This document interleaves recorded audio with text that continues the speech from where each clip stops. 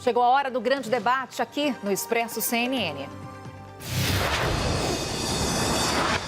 O plenário do Supremo Tribunal Federal formou maioria para manter a prisão preventiva de André do Rep, um dos chefes do PCC. O placar está em 6-0. Amanhã, os outros 4 ministros votam. Em seu voto, o presidente do Supremo, o ministro Luiz Fux, destacou que a suspensão da decisão de outro ministro se trata de um caso excepcionalíssimo e que André do Rep debochou da justiça, pois se aproveitou da decisão para evadir-se imediatamente e cometeu fraude processual ao indicar endereço falso. André do Rep segue foragido. O tema do grande debate de hoje é a lei na qual o ministro Marco Aurélio se baseou para soltar o chefe do PCC deve mudar? Os nossos debatedores são Bruno Salles, advogado mestre em Direito Penal. Oi, Bruno. Boa noite, tudo bem, Carol? Bom, e o Caio Coppola, bacharel em Direito e comentarista político. Oi, Caio.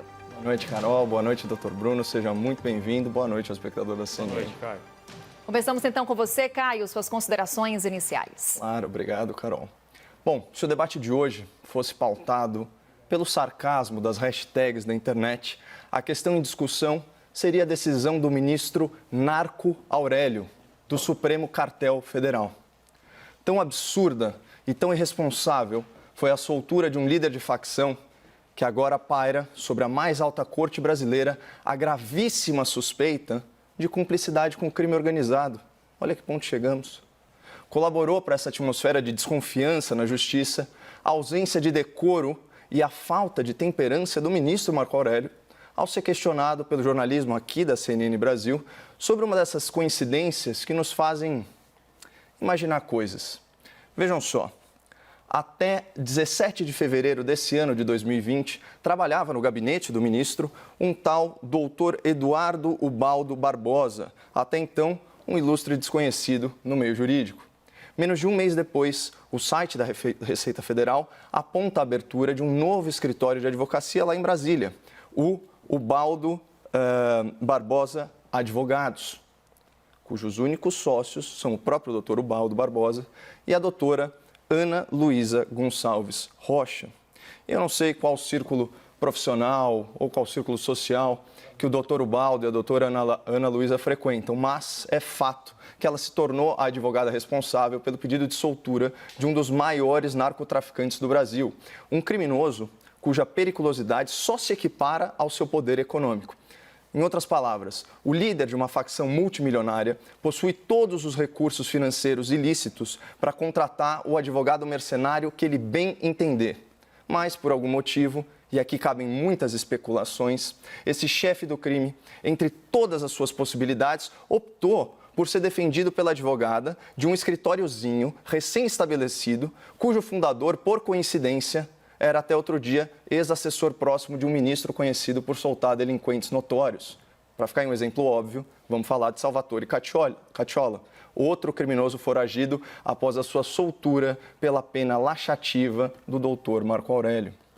Pois bem, ao ser questionado pela nossa colega Basília Rodrigues sobre essa relação no mínimo embaraçosa entre os defensores do narcotraficante e ele próprio, juiz do habeas corpus, o ministro fez a ofendida.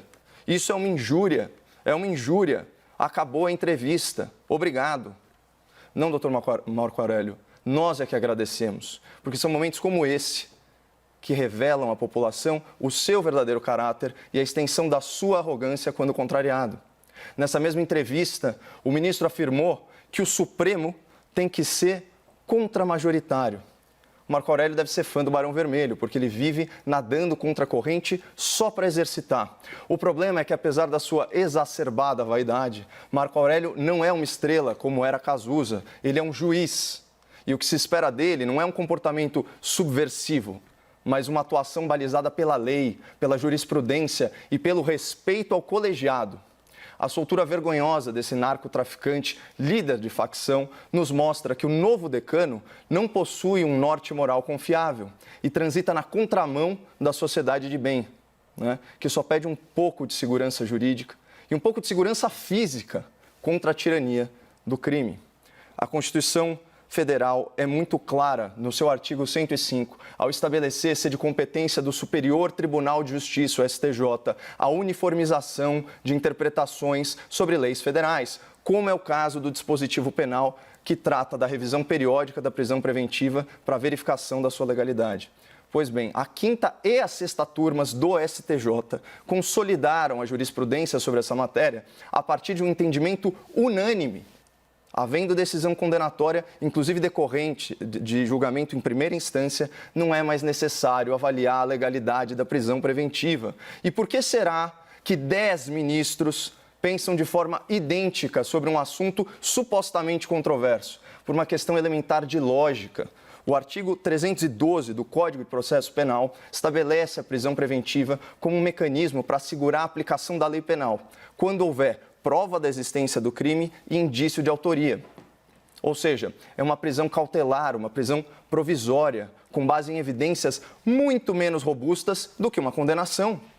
Portanto, a partir do momento que já existe uma sentença condenatória, é uma obviedade que os requisitos para a prisão preventiva já estão ali.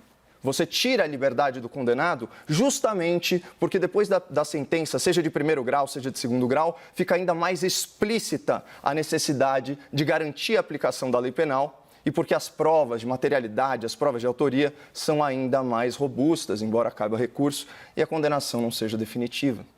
No seu artigo intitulado O Estéril Dever de Revisão, publicado agora, 8 de outubro, no Conjur, a doutora Mariana Madeira Nunes, advogada, garantista e também, por coincidência, ex-assessora de ministro do STF, reconhece, ainda que com notável desânimo, o seguinte, aspas, a inobservância do reexame obrigatório no prazo de 90 dias não tem conduzido, em sede de habeas corpus, à automática revogação da prisão preventiva pelo Supremo Tribunal Federal e pelo Superior Tribunal de Justiça. Os tribunais têm optado por deferir a ordem para determinar que o juízo correspondente reavalie com urgência os fundamentos da prisão imposta. Portanto, até os especialistas da advocacia criminal garantista já reconheciam e lamentavam, obviamente, a pacificação dessa jurisprudência, não apenas no âmbito do STJ, como eu já tratei, mas também do STF. Agora, o mais intrigante é imaginar por qual motivo oculto aos nossos olhos e alheio à nossa compreensão, o doutor Marco Aurélio, ao invés de aplicar o entendimento dos colegiados superiores, optou por agir de próprio punho, penalizando a sociedade de bem com a soltura de um criminoso perigoso. E aqui, finalmente, se desenha a resposta à questão em debate. A lei que fundamentou a decisão do ministro deve mudar? Não, o ministro é que deve mudar. A lei já foi recepcionada pelos tribunais conforme uma interpretação sistemática e correta do direito penal, que não desperdiça tempo, energia e recurso das autoridades judiciais, obrigando-as a atestar o óbvio, que réus condenados são muito mais perigosos que réus processados que já estavam presos preventivamente. E mesmo que o plenário do Supremo corrija esse erro histórico do novo decano Marco Aurélio, como já está fazendo, nada muda o fato de que o ministro, com a sua decisão monocrática e, vou além, egoísta, deixou a sociedade muito menos segura. Talvez por isso, só reste ao povo brasileiro, sempre resiliente, sempre bem-humorado, debochado, togado, subversivo na internet. O tal doutor Marco Aurélio do Supremo Cartel Federal. Bruno, suas considerações iniciais, por favor. Obrigado, Carol. Minhas amigas, meus amigos, telespectadores, boa noite. É muito bom estar de volta aqui ao grande debate da CNN. Bom, vamos lá. Eu não vou usar a minha fala inicial e também não vou fazer isso no debate para comentar o caráter, a lisura de caráter do ministro Marco Aurélio, nem sequer do advogado que atuou no caso. Me parece que esse assunto fugiria aos objetivos desse debate. Nós não viemos aqui, eu pelo menos não vim aqui para fazer acusações ou insinuações ou nem levantar suspeitas. Nós viemos aqui para responder uma pergunta, que é: a lei na qual o ministro Marco Aurélio se baseou para soltar o chefe do PCC deve mudar? E aqui eu concordo com o Caio. Não, essa lei já mudou. Ela já mudou por uma interpretação do STJ e hoje por uma interpretação majoritária do Supremo Tribunal Federal. Então vamos lá para a gente esclarecer algumas coisas inicialmente.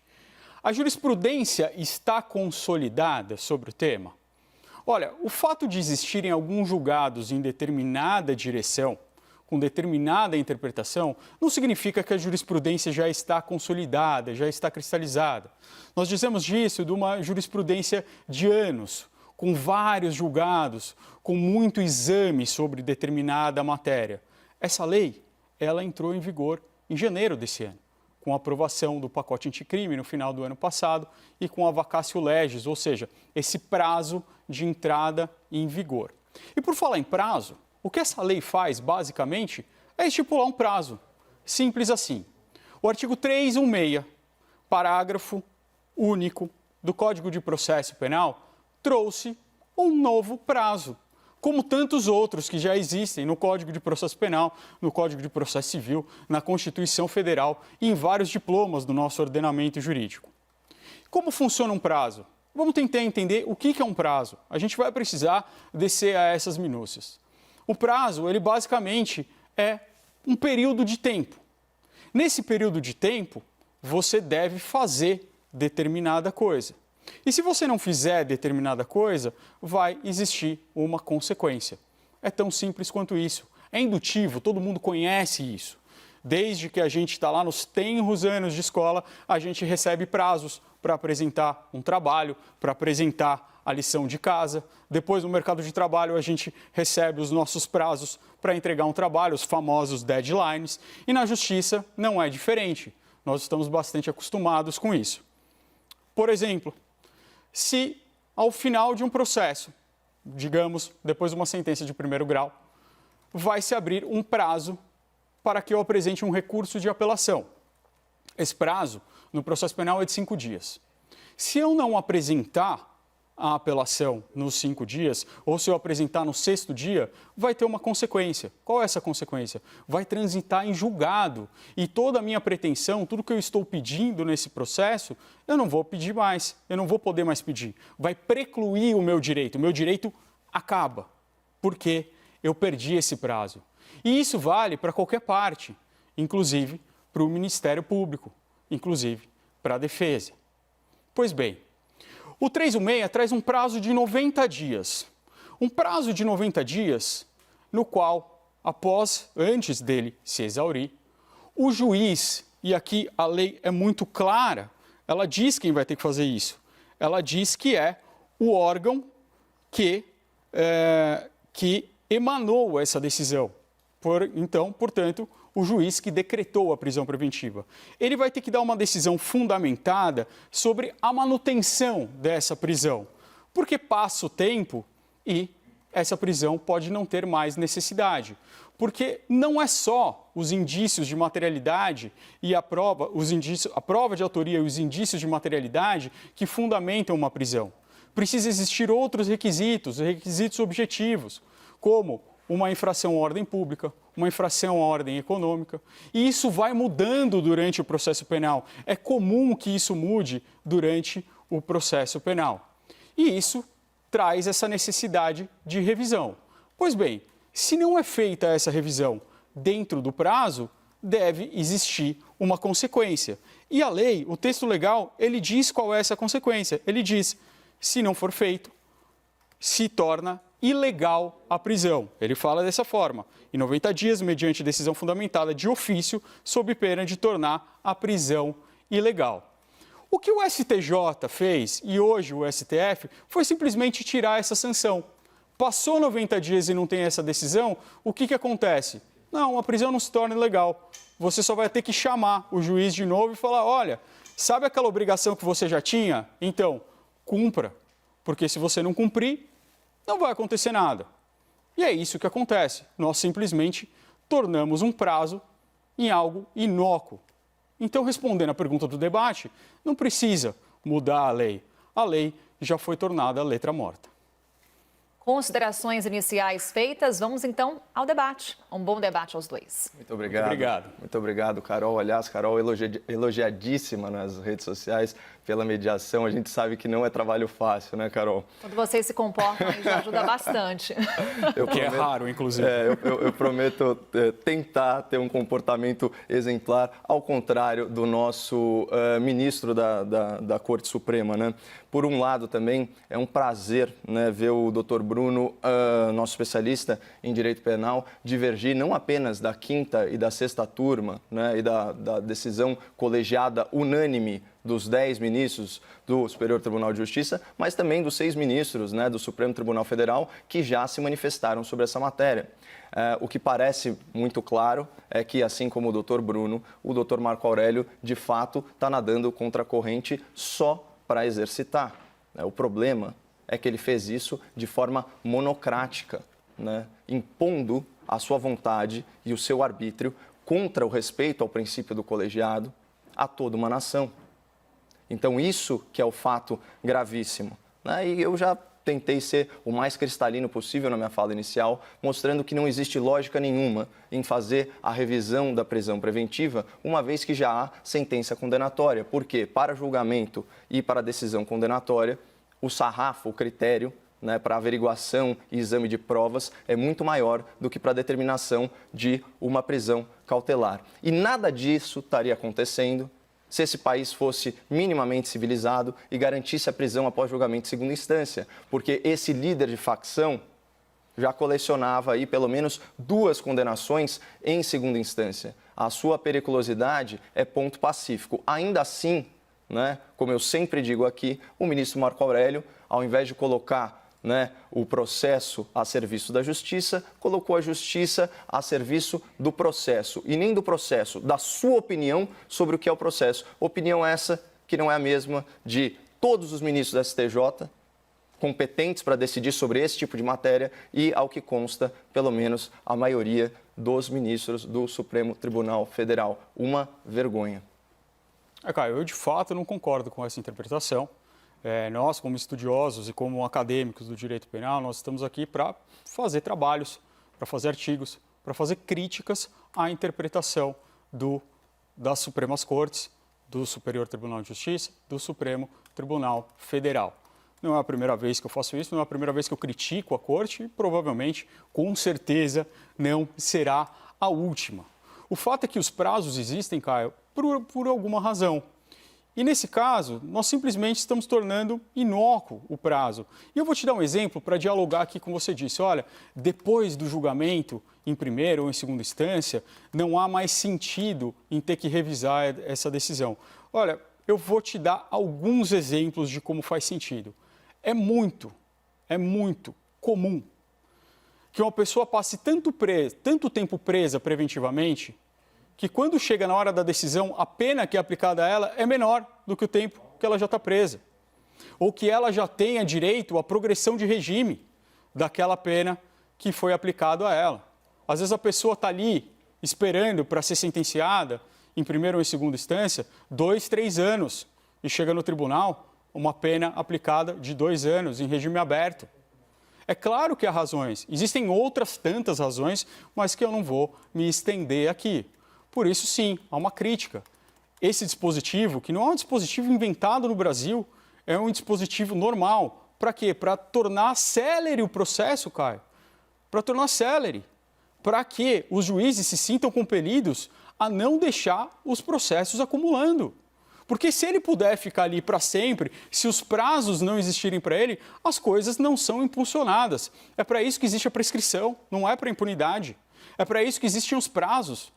Mas os prazos acabam funcionando só para a defesa, que ainda é imputada a pecha de usar inúmeros recursos para prescrever o caso. Olha, a defesa, tanto o Ministério Público como a defesa, tem prazos pequenos, de 5 dias, de 15 dias no máximo. É o maior prazo que existe no processo penal.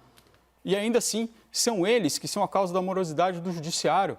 É para isso que existe. Quando você tira a consequência do prazo, bom, o prazo simplesmente deixa de existir. E se num caso dessa magnitude não se cumpre o prazo, não vai se cumprir nenhum. Bom, mas você percebe, doutor, que cada caso é um caso, a interpretação do direito penal ela tem que ser sistemática, simplesmente pelo seguinte, com certeza não era o espírito da lei, muito menos a intenção do legislador, e vamos lembrar, o legislador nada mais é do que um representante do povo, do qual todo o poder emana. Você acha que se algum legislador fosse questionado, se ele cogitava a possibilidade de um criminoso, narcotraficante, líder de facção, condenado 2 vezes em segunda instância, se essa lei serviria para soltá-lo, não é para isso. É justamente para o caso que você colocou, Claro que não, anterior ao julgamento. Anterior ao julgamento, a prisão preventiva, quando ela é cautelar. O problema é que os bons aplicadores da lei desse país se veem obrigados a fazer verdadeiras chicanas jurídicas por causa de outras chicanas promovidas pela elite do judiciário, que reinterpreta a Constituição, né, de forma bandidólatra, estabelecendo que mesmo depois do reexame de todas as provas, da verificação do crime, da verificação da materialidade, né, e da autoria, ainda assim, esse criminoso não pode ser preso. É uma piada, né? E aqui eu estou pegando trechos das decisões, tanto do STJ quanto do STF, e eles são unânimes em falar o seguinte, olha, o fato, né, o reexame, deve ser examinado pelo prisma, né, jurisprudencialmente construído de valoração casuística, né, observando as complexidades fáticas e jurídicas envolvidas, admitindo-se assim uma eventual e não relevante prorrogação da decisão acerca da manutenção da necessidade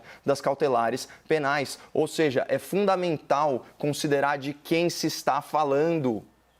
Isso é uma obviedade, não se trata de aplicar a mesma lei de diferentes formas para diferentes pessoas. Não é isso que a gente está falando. Até porque a jurisprudência é pacificada, ela se aplica a todo mundo. Uma vez que o cara está condenado, é óbvio que o que valia para a prisão preventiva vale também para o condenado. Você quer garantir a aplicação da lei penal. E os efeitos da decisão do ministro estão aí, eles vão na contramão disso. Foi garantida a aplicação da lei penal? Ah, ele cometeu fraude processual. Você acha que ele liga para isso? Esse cara é um lixo humano, é um multicriminoso. Você acha que ele está preocupado em dar o endereço errado para a justiça? Nada, foragido. Vai ser um desafio encontrar esse mau caráter. Quantas famílias esse cara já destruiu? Então, assim, é para ficar indignado. Então, de novo, não vamos colocar a justiça a serviço do processo e da visão de uma elite que não vive na pele, né, a dor de ser vítima desses bandidos. Bruno, passo a palavra a você, já anunciando as argumentações finais. Você tem 1 minuto. Obrigado, Carol. Claro que não, Caio. Eu também acho super temerário que um líder de facção criminosa esteja na rua. Mas essa não é a questão. A questão é que existem requisitos para a prisão preventiva, que não são só autoria e materialidade, existem mais requisitos que precisam ser cumpridos como garantia da ordem pública, garantia da ordem econômica, aplicação da lei penal, conveniência da instrução penal. E isso não é objeto da sentença. Isso não está no objeto da sentença. Isso são coisas diferentes. E existe um prazo que foi colocado pelo legislador. E aqui eu faço uma reflexão que eu coloco a você, Caio. Vamos dizer que ao invés de perder o prazo para a justificação da manutenção da prisão preventiva, esse traficante, esse alegado líder de uma facção, ele tivesse sido absolvido absurdamente em primeira instância. E o Ministério Público perdesse o prazo para apelação. Ele perdeu o prazo para apelação. Num caso que você tinha provas, você sabia que ele era um grande narcotraficante. Perdeu o prazo. Nesse caso, por ele estar sendo acusado disso, a gente deveria passar a mão na cabeça do Ministério Público e dizer, olha, toma aqui seu prazo de novo. É evidente que não. É evidente que não. Deveriam se tomar providências para que isso nunca mais aconteça. Porque se os prazos forem sempre perdoados, eles simplesmente não são mais prazos.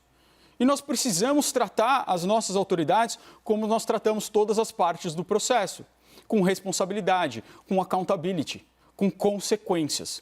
E foi só isso que foi feito pelo ministro Marco Aurélio. Bom, perder o prazo é uma Caio, falta... só reforçando argumentos finais, claro, 1 minutinho. Perder o prazo é uma falta gravíssima, né? Só que esse não é o caso, doutor, porque já existe jurisprudência pacificada dizendo que não existe prazo uma vez que haja sentença condenatória. Então, são coisas completamente distintas. E você omite do público da CNN uma palavra muito importante, né, no artigo 312, que é o ou. Então, os requisitos para a prisão preventiva, né, eles são alternativos e um deles é assegurar a aplicação da lei penal, como eu argumentei. Eu queria fazer um parênteses, né? Eu sou muito criticado por supostamente atacar a imprensa. E isso é uma mentira deslavada. Eu critico excessos da imprensa, eu critico a militância travestida de jornalismo.